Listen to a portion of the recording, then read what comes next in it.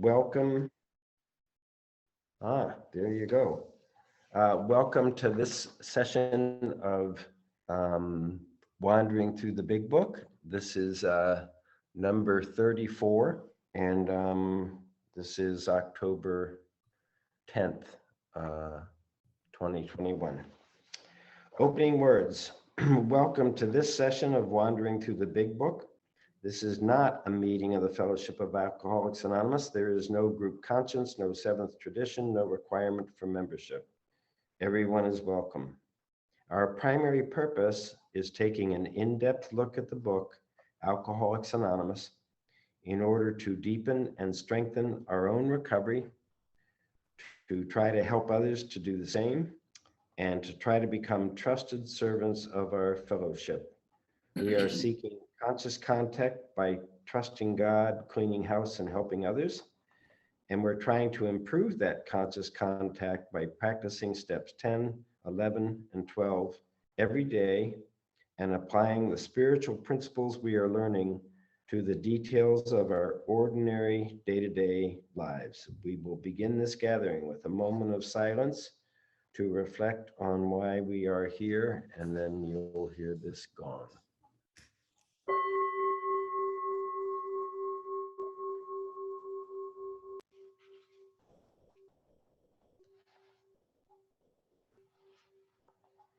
And then George, if you do reading number 1. I earnestly advise every alcoholic to read this book through, and though perhaps you come to scoff, you will remain to pray. Page 0, right before page 1. Thank you. And Maureen, number 2. Oops, no, you're muted, Maureen. Sorry about that. No attitude of holier than thou, no fees to pay, no axes to grind, no people to please, no lectures to be endured. These are the conditions we have found most effective, page 18. And be quick to see where religious people are right, page 87. Thank you, Maureen. And Robin, number 3. If you are seriously alcoholic as we were, we believe you have but 2 alternatives. One is to go on to the bitter end, blotting out your consciousness, how miserable you really are. I felt like I read that wrong. Moving on, page 25. And the other, to ask our Creator each morning in meditation to show us the way of patience, tolerance, kindness, and love. Page 83. Thank you. And Anne-Marie, number 4. Hi, everybody. Every day is a day when we must carry the vision of God's will for us into all our activities. How can I best serve thee? Thy will, not mine, be done. These are thoughts which must go with us constantly. Page 85. Okay, and Buck, number 5. Just to the extent that I humbly rely on God and do as I think God would have me do, will I be enabled to experience spiritual serenity right in the midst of the human calamity. Page 68. Head in the clouds and hand firmly on the ground. Page 130. Okay, thank you. So I'm going to mute everybody and mute all. Yes. Okay, thank you all. And I want to start this morning with 2 readings. The first one is, it's on of your big book. It's going to be on page 50, the bottom of page 50 and to the top of 51, but I'm going to read the original manuscript. This was before the final changes. So here are 100 men and women, worldly and sophisticated indeed. They flatly declare to you that since they have come to believe in a power greater than themselves, to take a certain attitude toward that power, and to do certain simple things, there has been a revolutionary change in their way of living and thinking. They tell you that in the face of collapse and despair, in the face of the total failure of their human resources, that a new power, peace, happiness, and sense of direction has flowed into them. This happened soon after they wholeheartedly met a few simple requirements. Once confused and baffled by the seeming futility of existence, they will show you the underlying reasons why they were making heavy going of life. Leaving aside the drink question, they tell why living was so unsatisfactory. They will show you how the change came over them. When 100 people, much like you, are able to say that consciousness of the presence of God is today the most important fact of their lives, they present a powerful reason why you too should have faith. So I know we had some discussion about where the sponsor will ask the person they're working with to take a piece of paper and write in the middle of the piece of paper a better relationship with God, and then draw a line right above it, and then put above that all the things that are more important than a better relationship with God, and beneath it, things that are not more important than a better relationship with God. And then the suggestion is that you look at that list in the morning, maybe in the evening, somewhere during the day, and actually pray, God, please help me move something that I've got above this line of better relationship with you to below the line. And I know if I do that, in one way or another, what is above that line is my vain attempt to solve my fear problem. So this is our, I believe, third session of talking about fear. And I think we did 5 on resentment, and we did 2 on fear, and then we took a little break and talked about levels of the 3rd step decision and just what to do when the going gets rough. That's what we did a couple of weeks ago. So I think fear is a big deal. I think it's the #1 offender, because after doing this work, I am convinced that when I feel resentment, which is a form of anger, it is my, what do you call them, first responder to fear.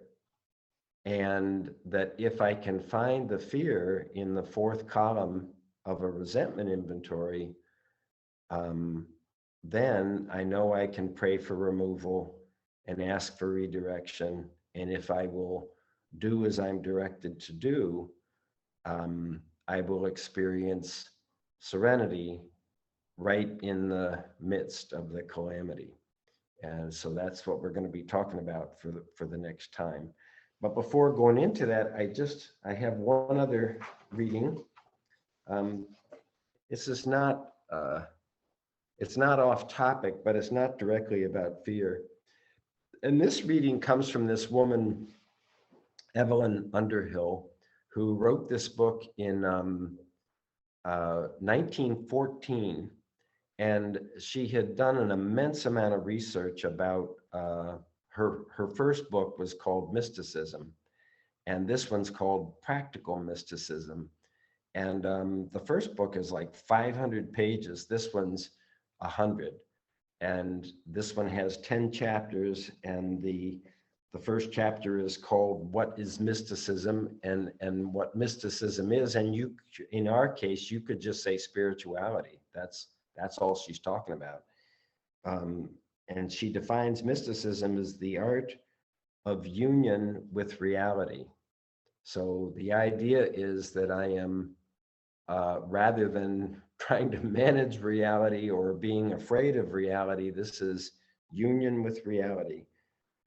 Second chapter is World of Reality. And the And that's what this reading comes from.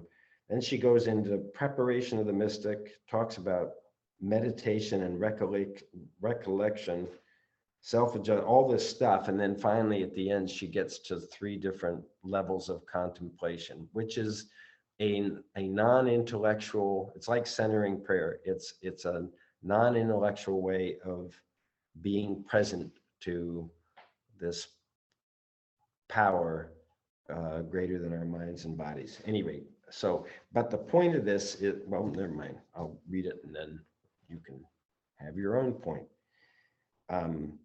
If the doors of perception were cleansed, said Blake, everything would appear to man as it is, infinite. But the doors of perception are hung with the cobwebs of thought, prejudice, cowardice, sloth. Eternity is with us, inviting our contemplation perpetually, but we are too frightened, lazy, and suspicious to respond, too arrogant to still our thought and let divine sensation have its way. It needs industry and goodwill if we would make that transition. For the process involves a veritable spring cleaning of the soul, a turning out and rearrangement of our mental furniture, a wide opening of closed windows, that the notes of the wild birds beyond our garden may come to us fully charged with wonder and freshness, and drown with their music the noise of the gramophone within. Got to remember, this is 1914, the gramophone within. Those who do this discover that they have lived in a stuffy world, whilst their inheritance was a world of morning glory, where every titmouse is a celestial messenger and every flower bud charged with the full significance of life. So I just love this because I feel what she's saying in terms of our steps is the magnificence of creation is available all the frickin' time. My problem is that my mind is somewhere else, and that I'm not capable of experiencing the wonder and majesty of human life, the miracle of human life, because I'm talking personally, I'm hung up in here, trying to solve the problem du jour, trying to arrange reality, and we're talking about fear. So I want to say that what I've learned through this work is that my deepest fear is of my powerlessness over my reactions to the world. What I'm really afraid of is not whatever I tell you I'm afraid of. My real fear is of how I might react if the thing that I tell you I'm afraid of happens. I was trying to tell Robin before that I don't know what it was. I heard a guy recently say, let me see if I can get this right. He's at a meeting early in his sobriety, and the topic of the meeting was lying, dishonesty. It was trying to aim at our dishonesty, even though we don't know we're being it. And so he says, so I'm at this meeting and I lied about lying. And I thought, wow. And it reminded me of hearing another person. I don't know whether can you hear me okay? Everybody froze there for a minute. Hearing another person say in a beginner's meeting, she said, I'll be honest with you. I'm having difficulty with the honesty part. And so I know that this meeting today is going to be about fear. And I want to be ready, it's part of my nature. I want to do a good job, and I don't want to be caught flat-footed or whatever. And I don't know exactly why, but so this morning before waking up, I had a dream about this meeting, and I was having a lot of fear. and I was, you all are talking, and I'm trying to fix this camera. Something's wrong with this camera, and I just had to laugh. So maybe you don't find that funny, but I found it funny. Okay, so now let's get down to business. So I said earlier that I know today, and I just had no idea about this before doing this work, that when I feel resentment, it is about fear. And I've learned through experience that if I can find the fear, then I can pray for the fear's removal, ask for redirection, and if I do as I'm directed to do, the promise on page 68, the fear page, is that I will experience serenity instead of being hung up in the calamity. So it's always the same. It's these three steps. It ultimately comes down to steps 10, 11, and 12 as a moment-to-moment way of living. And step 1 is mindfulness, is being aware of what I'm feeling. Now, in the case of fear,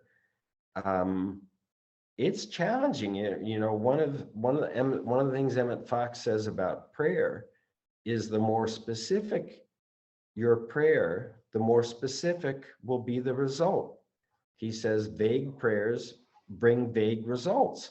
So if I'm going to pray for the removal of fear, the first thing I got to do is get specific. So what we're talking about today is how to get closer to my fear, an identification of what I'm really afraid of, by putting what I say I'm afraid of into column 1 of a resentment inventory. So pretty soon we're going to be looking at this 2-page resentment inventory, and if you've got a study guide, it's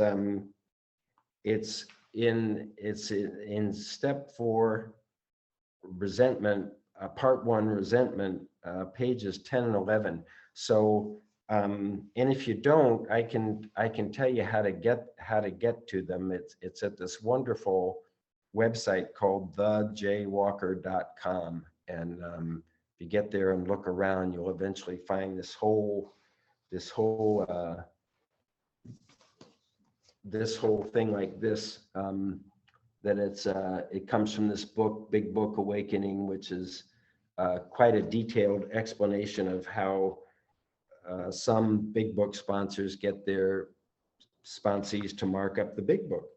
And this is 2 pages of a worksheet, a resentment worksheet from those pages. And I just want to point out in the study guide, the first worksheet for a 4-column resentment inventory, it's pages. I know what let's see. Yeah. Right. It's pages 8 and 9, and it looks like this. And what it is simply the first 3 columns from the book, page 65, and then on the right side is the column 4 instructions, referring to our list again, putting out of our minds the wrongs others had done, we resolutely look for our own mistakes, where had we been selfish, dishonest, self-seeking, and frightened. So this is done the typical way, with the first 3 columns on the left side and the 4th column on the right side.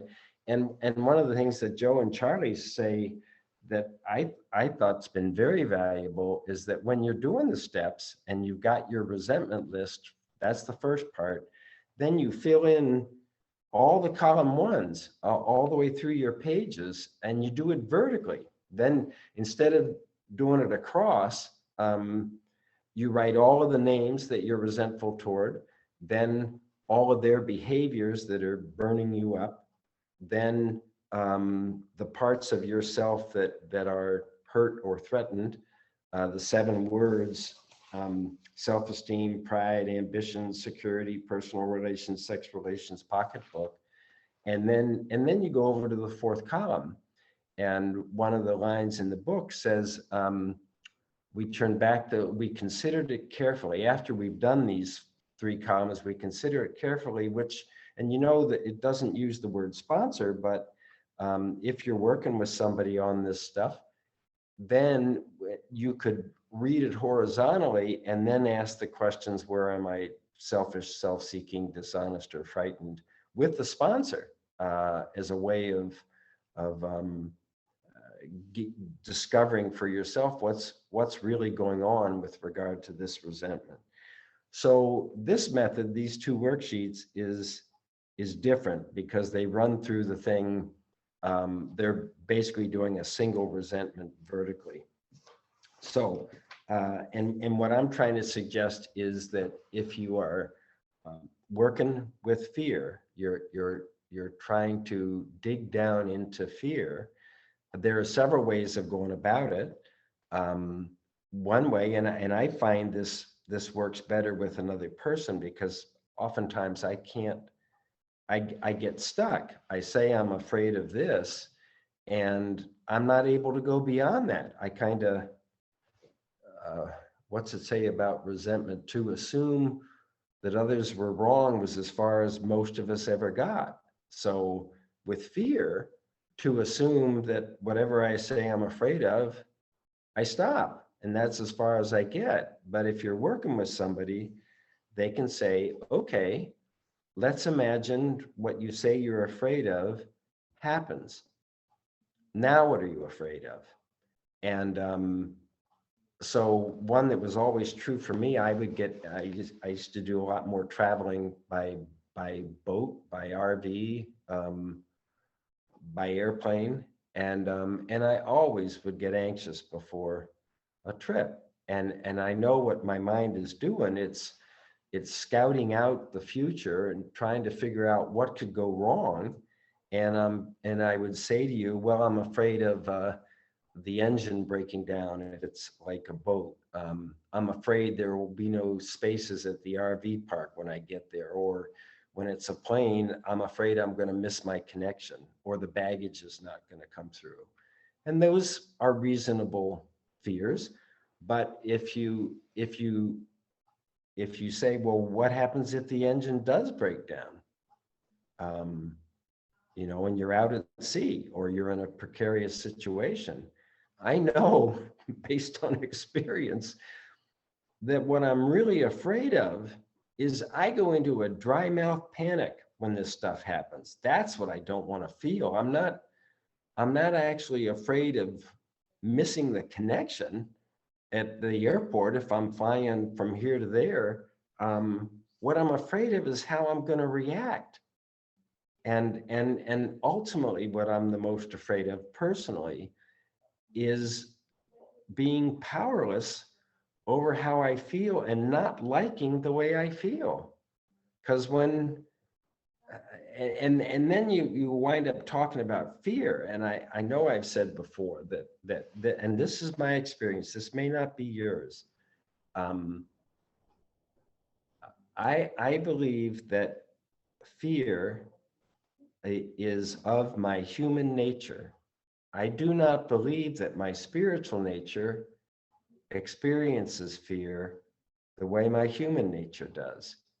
And I believe that fear starts as a physical sensation that's actually an important part of my survival techniques to keep the body alive. My fear keeps me from doing something stupid or gives me the energy to get out of the way of something that's threatening.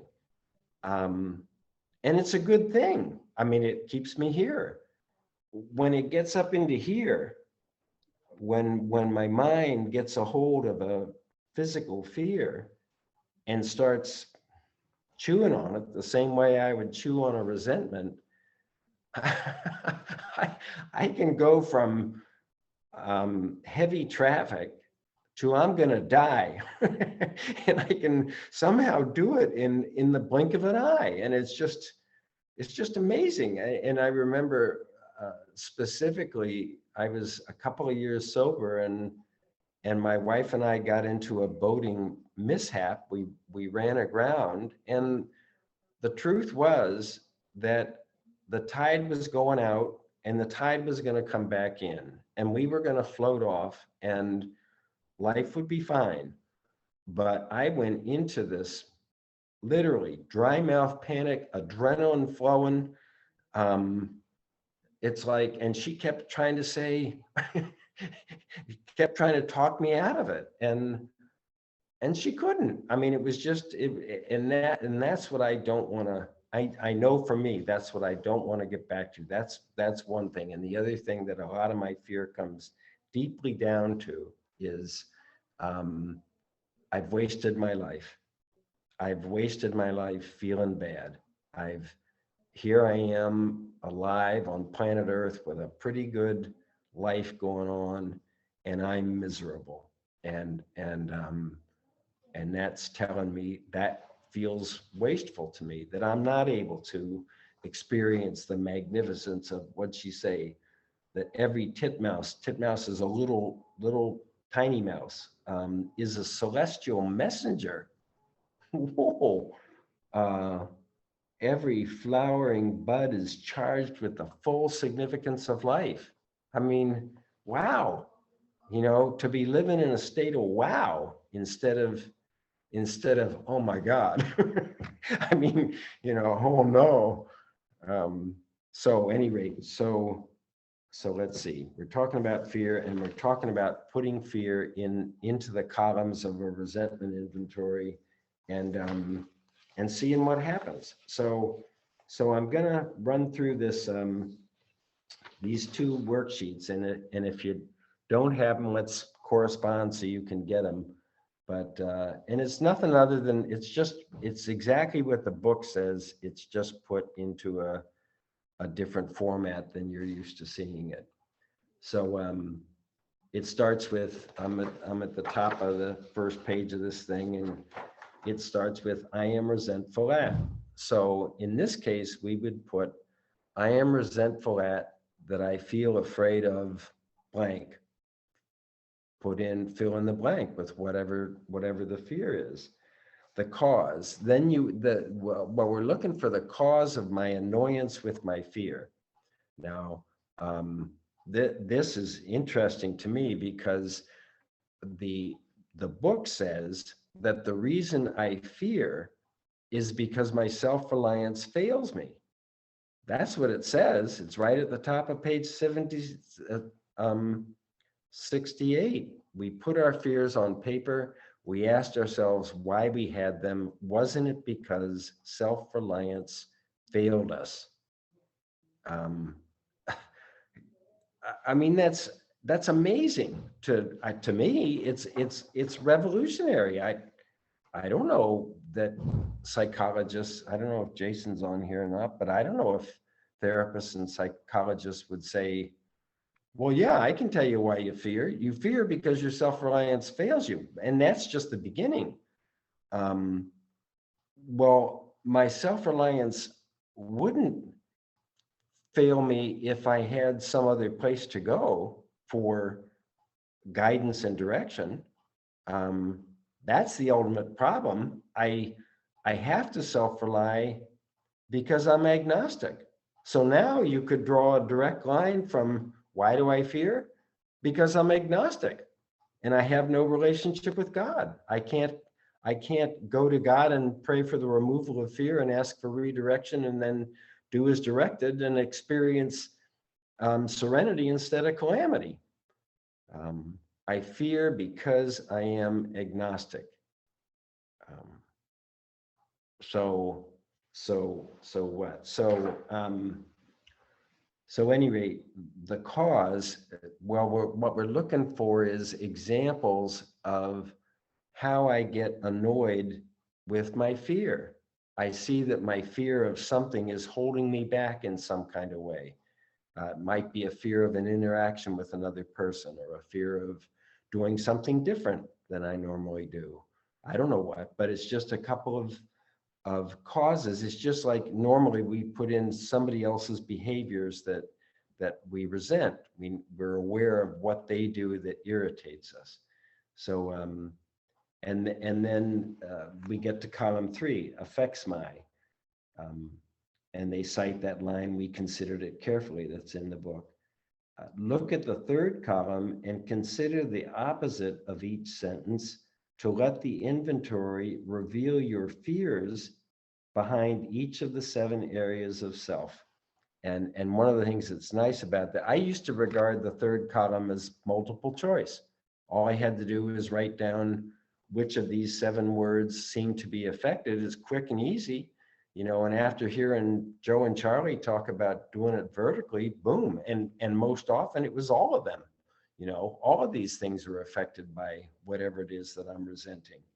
So, but this is asking us to look for fear by looking for the opposite. So these 7 words, the first is self-esteem.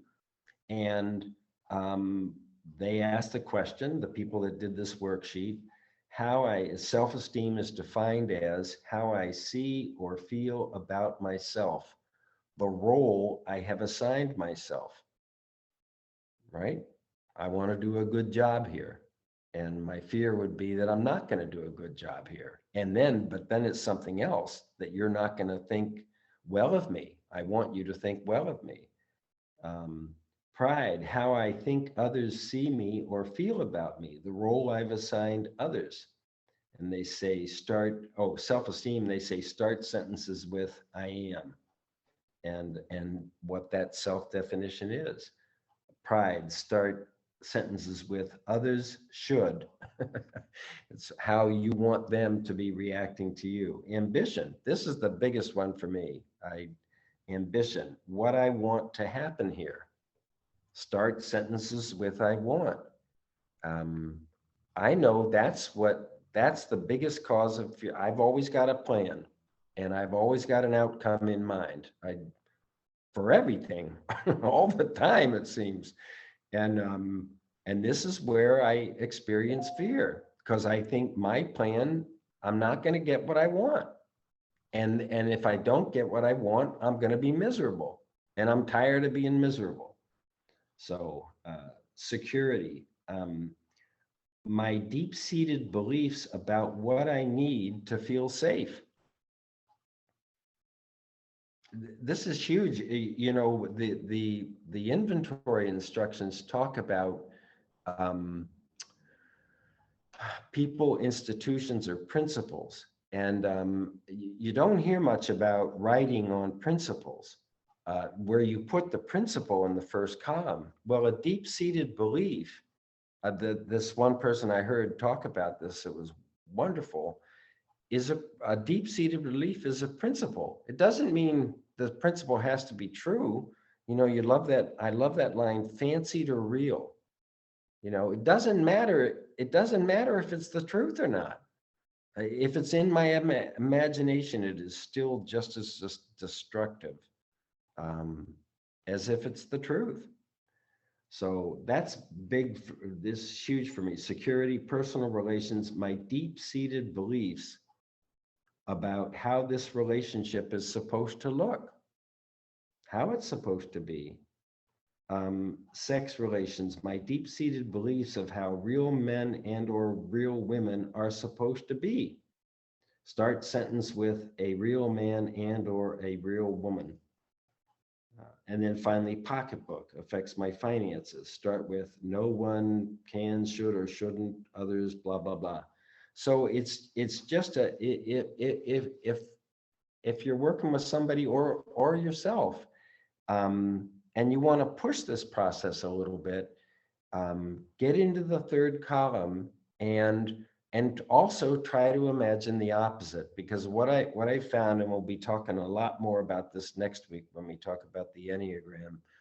I'm on the Enneagram, I'm a type 1. We'll talk about that next week, but ones are trying to get things right.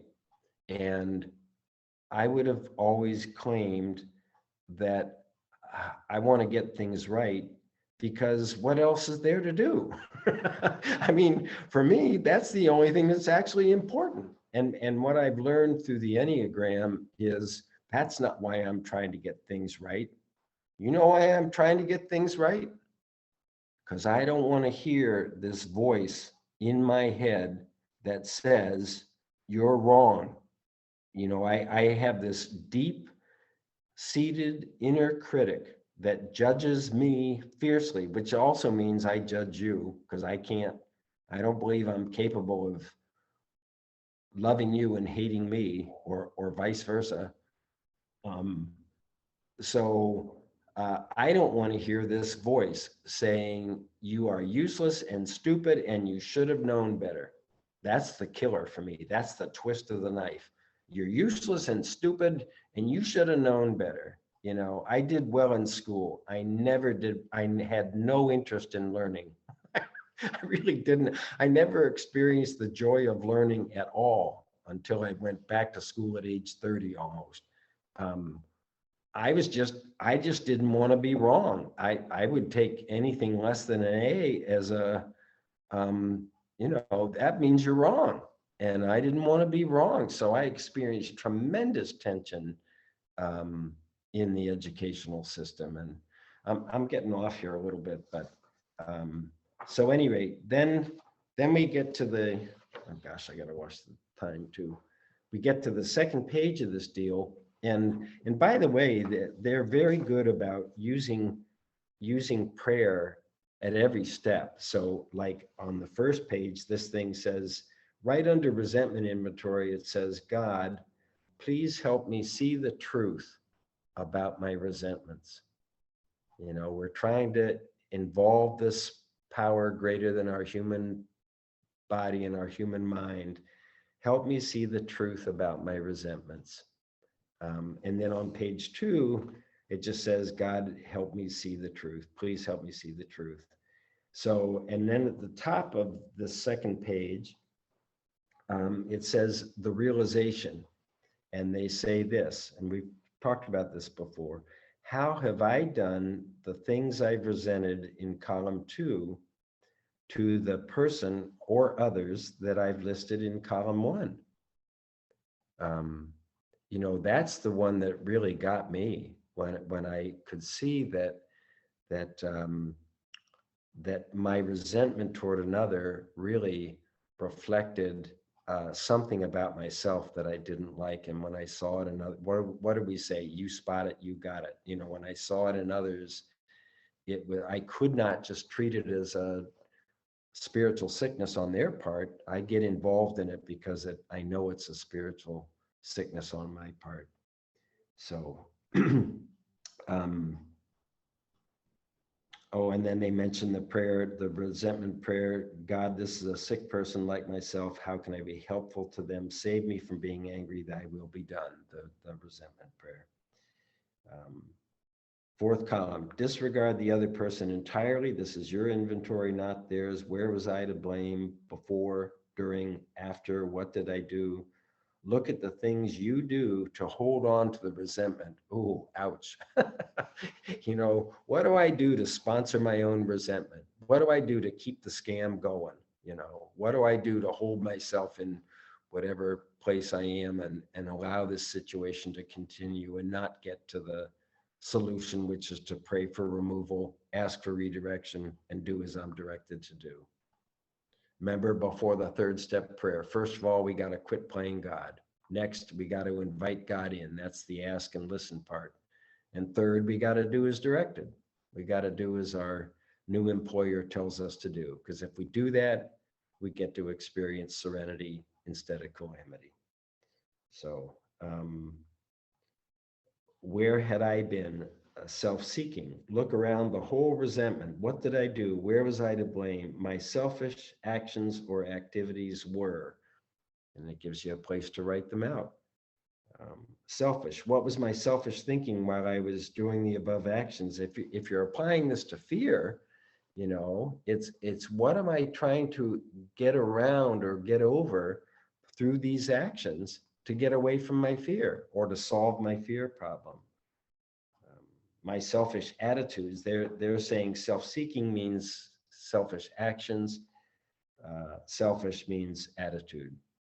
And dishonest, I was in the delusion that it's really interesting to think of not physical fear, but mental fear as an act of self-delusion.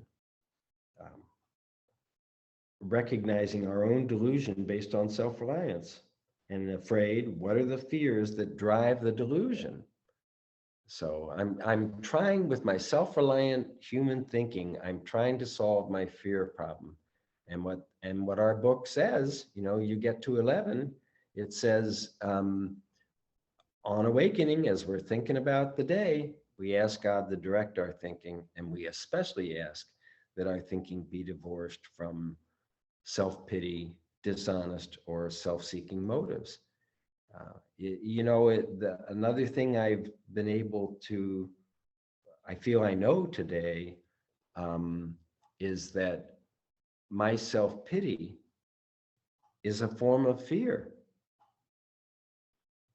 It's taken a while to see that, but it's a form of fear, and part of it is something is dreadfully wrong here because I feel awful and I don't know what to do about it. And I experience powerlessness over my feeling awful. And I had to go through a long period of it. And just plain do the, you know, head down, do the stuff we do. Meetings, one-on-ones, prayer and meditation, service, action, all that stuff. So, so we're talking about fear, and somewhere, let me just see how we're doing here. Oh yeah. Okay. So in the last paragraph on the fear page, you'll remember 67's resentment, 68 fear, 69 sex conduct. Each page there's something to avoid, there's something to seek, and there's a prayer for doing that. And on resentment, it was avoid retaliation or argument. They don't work. And seek a kindly, tolerant view. And I've got to ask God to get a kindly, tolerant view. I don't get it from here. This thing is not about kindness and tolerance. This is about selfishness and fear. I have to ask, we read it, to be shown the way of patience, tolerance, kindness, and love. And those are coming from my spiritual nature, through my spiritual creator, not from my human nature. You know, if you say to me, be grateful, that's the last thing I can do. You know, I can't make my mind be grateful. If I ask God to relieve me of the bondage of self, and direct my attention to what you'd have me be, and I get a sense of, wow, this is pretty amazing when I'm not caught up in my fear. I can do it, but I believe it's coming from my spiritual nature. Okay, wait a minute. I got to finish up, wind up here. So on the fear page, what it says is we avoid apology. It actually says never. It doesn't say avoid. It says we never apologize for God. And instead, we let God demonstrate through us what God can do. You know what that means to me? I don't get to complain about anything.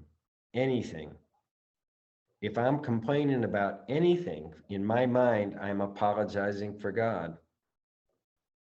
Anything. Bad traffic, people in the grocery line with more items than the sign calls for, annoyed with you in an AA meeting because I don't think you're doing the deal or you're missing something or whatever. I think resentment is an apology for God, and I think fear is an apology for God. And my selfish sex conduct is an apology for God. I'm picking me over you, and I'm picking me over God. And I know I've said before, instead we let God demonstrate through us what God can do. And then right on it goes, so we ask God to remove our fear and direct our attention, not to what God would have us do, what God would have us be. What am I to be? We read it this morning: patient, tolerant, kind, loving. Instead of the opposite, impatience, intolerant, unkind, and frightened. I mean, for me, the whole thing is right in there. That is my bondage of self: impatient, intolerant, unkind, and which means selfish also to me, unkind and frightened, and trying to solve my fear problem based on this and what it tells me to do so I can be happy. And I've never made it. I've I've done everything I can think of, and I've never made it. You know, the only time I feel serenity and peace of mind and love and gratitude is when I'm doing something related to Alcoholics Anonymous. It's, for me, it's absolutely brought a revolutionary change in my thinking and my behaviors and my attitudes. So as usual, I've gone on. Let me just make sure.